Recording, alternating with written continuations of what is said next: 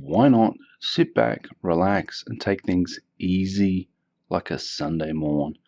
I'm your host, Shane Lockwood, and today's the 5th of December, 2023, and this is episode 93. And I remember I was reminded, which is why I remember, that I promised to make, or at least reach the 100th episode before the end of the year. And of course, life happened, and I have 8 episodes, including this one, to record before the end of the year. And obviously, there's less than a month worth of launch dates, I suppose you could say. So what I'm going to do is record like all 8 episodes, but maybe release them twice a week, just so I can meet my self-imposed goal and deadline. Today I'm going to be talking about a few things. One of those will be Godzilla Minus One, an absolutely fantastic movie. But before we dive into all of that stuff, the reason that a lot of people listen to this particular podcast is because they're here to relax and just meditate on the sound of my voice. And so what you do is you find somewhere comfortable to sit and relax. It could be your favorite armchair, couch, sofa, or even if you're in bed and you're trying to get some sleep. So what you do is you get comfortable, you close your eyes, and you slowly breathe in through your nose like this, and then out through your mouth like this. And you do that 3 times, like in, and then out, in, then out, then in, then out. And you can keep doing that as long as you want. But the idea is to embrace the tranquility of a Sunday morning. You'll find that it's very quiet on a Sunday morning. Most people get to sleep in, except for those of us who are religious and they have their various religious observances and going to church and all that sort of stuff. I don't do that anymore, but I'm not against anybody that does. So you take that tranquility and you clear your mind, and then you plan the rest of your week and you let go of the week that's gone, all the dramas, things that people have said, and you give yourself a bit of a reset so that you can then plan the rest of your week. And a lot of your weekly planning should happen on a Sunday morning, because that's when people do all their meal prep. And I don't do meal prep. I've tried it before. And what happened was I had all this food in that was hot, and it's just been freshly cooked. And if I had an episode where I would be binge eating, that's not good to have all that food readily available and just go on a binge and things like that. So that's not healthy or helpful or beneficial in any way. But if you are meal prepping, listen to this particular podcast, clear your mind, sort what you need for the rest of the week. So it could be things like washing your uniforms, doing your ironing, doing the dishes. There's all sorts of things that people don't want to do. But I think if you set yourself a goal and time it for like 30 minutes, a lot of my episodes are 30 minutes. I don't know how long this one's going to be. And because I do have a rough plan and notes of things that I want to talk about, but as a general rule, 30 minutes is my cutoff, because I know that a lot of people won't listen for like longer than that, and I try to keep things short and sweet and to the point. And like, for example, I've just talked for 5 minutes about nothing before I've even gotten started. So today's particular episode, we're going to talk about Godzilla Minus One, and it's a movie that I think everybody should see. Obviously not for younger viewers because of the emotional content, and some of the CGI can be a bit graphic for younger viewers, but there are no adult concepts, so to speak. There's no drug usage, there's no swearing, and there's nothing that would be overly offensive. And the story is amazing. It's essentially, without going to spoiler territory, it's a prequel to the original 1954 Godzilla movie, and it's by TOHO, which is the original company that made the Godzilla movies. And but it's using modern CGI, and to great effect.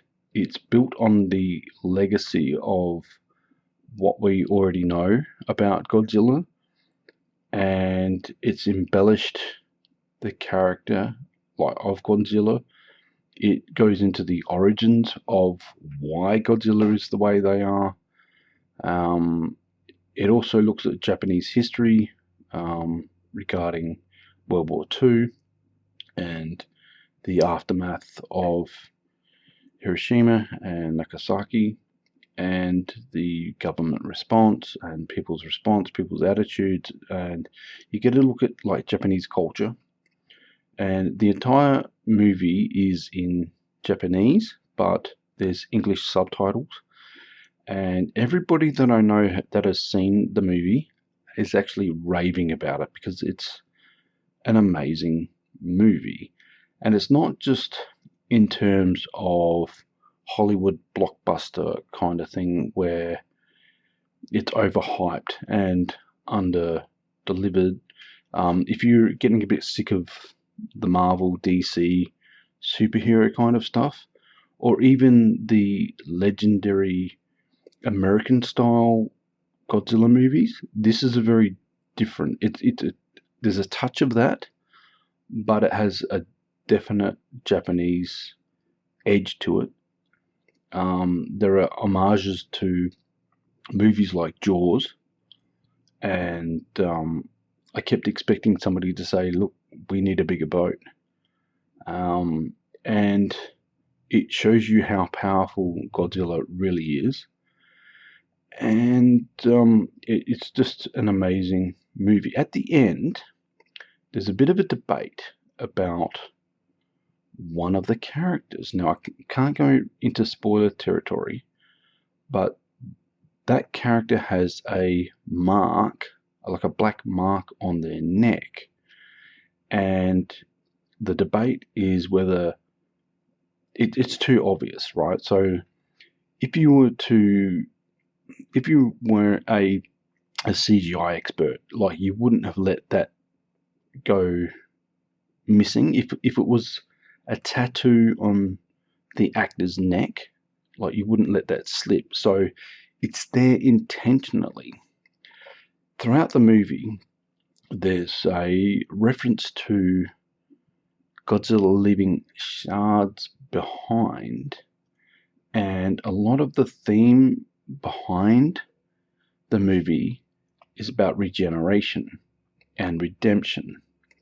And as you watch the movie, you will understand what I'm referring to there, because the entire movie is a very human story, and Godzilla becomes the catalyst for the human story, the motivation, the loss, I guess, the destruction has ripple effects throughout Japanese society, and there's the usual thing about, but a little bit of social commentary about Japan being tight-lipped about a lot of things and not telling the populace what's going on and not wanting to lose their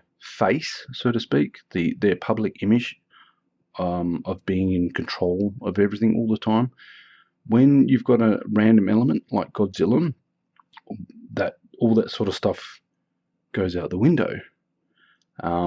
This particular design of Godzilla is it's a cross between the original Godzilla and several incarnations of Godzilla since, plus the American version of Godzilla. So there's so much cool stuff that I don't really want to spoil as well. So like you see Godzilla at full strength, and it puts a lot of the American versions of Godzilla to shame. It really does. Coupled with the human story, which is fantastic. I've heard that some people describe the movie as being depressing, but for me, even though the context is like World War II, and that is depressing, it shows you like a historical snapshot of what Japanese life was like during the war, the rationing that everybody had to go through, but also the humanity, the people coming together, people helping each other, but also there's a social constraint, the social pressure for people to be married, even if they're not necessarily in love, but then you can fall in love with people if you live with them long enough, or you're in a position where your compassion for other people, for human life, takes over. And yeah, the acting is fantastic. You can tell who the characters are, and there's funny moments throughout the movie as well. You know, it's not just pure destruction, but the destruction as well is an enhancement and an embellishment of what went on in the 1954 Godzilla. And I'll have to go back and watch the 1954 Godzilla, because there are obviously parallels and things that were done on a very cheap budget in the 1954 Godzilla, and there's obviously things that they can do now with modern special effects and things like that. Excuse me. But yeah, I love the design of this particular Godzilla. The dorsal spines on its back are a lot bigger, a lot sharper, and they can do things as well. So, not going into spoiler territory, yeah, this is probably one of the more powerful versions of Godzilla, and yeah, the ending is amazing. Even the end credits, there's like a build-up of just footsteps and roars and things like that to let you know that, oh, by the way, there is going to be a sequel. Now, going back to what I was saying about one of the characters having like a black mark on their neck, one of my theories is that one of Godzilla's shards, it's been shedding bits and pieces of itself. One of them, my theory is that it gets embedded in that character's neck, and it transforms them. It's not stated explicitly in the movie at all, so that's just one of my theories. But it's one of those ones where you have to see for yourself. It's an emotional movie. It's very, I've read reports of people crying at the end of it, whereas I saw it as a bit more of a positive ending because I wanted certain things to happen, and I thought, no, don't end a certain way, because it was pointing in that direction that it was going to end a certain way without a certain thing happening. But then that certain thing happened, and I was really relieved. And I come out of the movie just thinking, I want all the merchandise for that movie. I went on Facebook straight away, told all my friends about it, and said, everybody needs to see this movie. It needs more screenings. I had to go to Tea Tree Plaza to see the movie. And the funny thing was that I hadn't been to Tea Tree Plaza at their Hoyts cinema for a while, a long time. And they've changed it all. It's all sort of automated, and you can't just buy soft drink by yourself. You have to order a pizza and garlic bread just to get like some Pepsi Max or whatever it is. And so I got there. I was there like 20 minutes before the movie started, and so I ordered like a large pizza, and their large pizza was like 6 inches across. So I wasn't particularly impressed. And they gave me like the little buzzer thing, and that's supposed to let you know when the food's ready. So after about 20 minutes, and I'm thinking, okay, the movie's going to start pretty shortly. So I take the buzzer thing, and I walk back to the confectionery stand, and they say, oh, we've been trying to call you, didn't the thing work? So what happens, the little buzzer thing didn't work, so the pizza had gone sort of lukewarm, and the garlic bread was still warm. So I got this really small pizza that they have classed as like large. I don't know what the small or the regular ones would be, but yeah, just wasn't particularly impressed with that particular cinema or the service. But the movie made up for all that, and I hope that the local cinema, to me, does get Godzilla Minus One. Look out for your local screenings, see the movie, maybe bring some tissues, possibly leave the younger kids at home, because they will be crying. They will be crying. It is very heartbreaking. But there are some iconic scenes from the 1954 Godzilla movie that are almost reenacted or hinted at, and when you go to watch the original again, you'll be surprised. That's what they've done. That's what actually happened. The things that you couldn't see, the things that they couldn't show, obviously, in 1954 special effects and things like that, and it almost makes a mockery of the Japanese military with their tanks and things taking on Godzilla, this massive creature that just wipes through these various cities and things on its way to Tokyo. Now, in the 1954 version of Godzilla, I think Godzilla does actually take on Tokyo.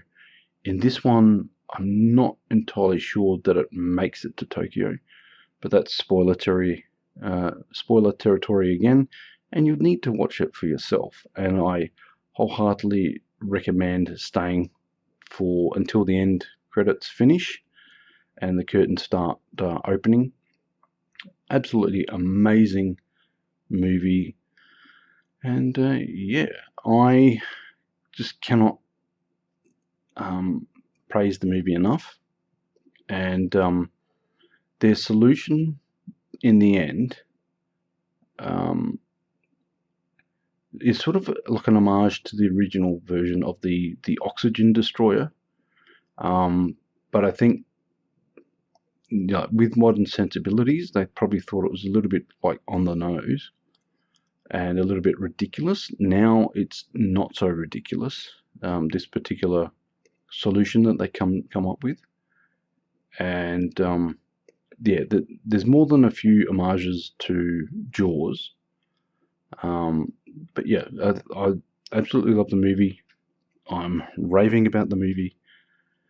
And yeah, so what I'm going to do is leave it here for this particular episode. And I hope you enjoyed listening to me. And I hope you do go out and enjoy the movie. I know people have tight budgets and things like that. So if you do have children, watch the movie for yourself and then weigh up whether or not it's appropriate for them, because it is very emotionally heavy. There's all sorts of characters and things like that doing all sorts of weird and wonderful things. But it's also like a fun adventure movie at the same time. It's got everything in it. I absolutely loved it. Going back to the character with the black mark. And actually, no, I think I've discussed that enough. Yeah, I think that it suggests a possible sequel. And I don't know whether, like, what the Japanese movie awards are like. But this will definitely get a lot of buzz, a lot of talk. So if you hear people talking about Godzilla Minus One, do believe them if they're talking about the movie in a positive sense, because it's absolutely fantastic. Anyway, I'm rabbiting on. I'm starting to ramble about this. So what I'm going to do is I am going to leave it here. And thank you very much for listening. And I'll catch up with you in the next episode. And may today and the rest of the week be easy like a Sunday morn, even though it's a Tuesday. Bye for now. Thanks for listening.